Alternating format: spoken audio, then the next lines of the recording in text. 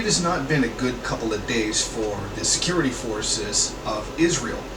Just a day or so ago, Israel's Mossad agency was attacked inside of Iraq. Essentially what they had was like a base of operations or a cell or something. The media is not being very specific. It's just that Iraq's security forces have announced that a group of individuals, found this Mossad cell, came in, and destroyed it. And essentially all the people involved have been killed.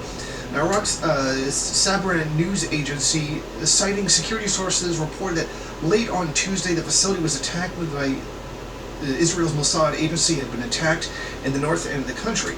Now, not only was this Mossad cell, which is most probably what it is, completely wiped out, but just before that, an Israeli ship was attacked in the Persian Gulf.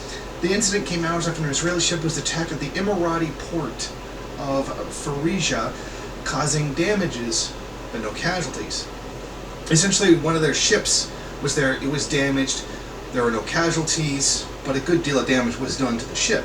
Now, Israel's Channel 12 quoted unnamed Israeli officials who blame Iran for the incident. They describe it as a very possible missile strike. Now, the theory at this time that the Israelis are going with is that it was an unmanned drone by Iran that had flown to the ship, fired off a missile, and then left.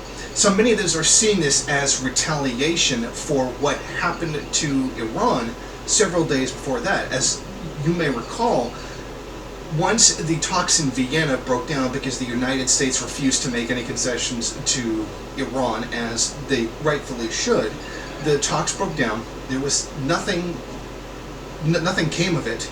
And then what happened was Iran went back, restarted their centrifuges to continue doing what it is that they have been doing, that they are allowed to do by the JCPOA if the U.S. withdraws from it, which it did. Now what happened was there was an attack on their facility that destroyed some of their centrifuges. And Israel's Mossad agency has taken credit for the damage, and it very much was them to begin with. So essentially Israel carried out nuclear terrorism inside of Iran. So this is being seen as Iran's retaliation to that by destroying a Mossad cell inside of Iraq and then attacking an Israeli ship in the Gulf. Although officially Iran has not taken credit for either one of those incidents. However, it is very likely that Iran was responsible for both of them, given the timing and the selected targets. The fact that they had attacked the ship without having any casualties, because that usually is the way that Iran responds, is by carrying out an attack but not killing anyone, unless it's a Mossad thing, in which case they do attack them, because Mossad's not civilian. It's a military intelligence organization, not subject to certain laws that you would have to be subject to if you killed civilians, like Israel does all the time.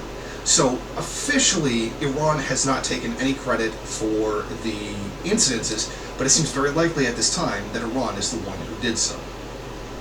Thank you for watching. If you like this program, then please head over to my Patreon page and set up a monthly donation.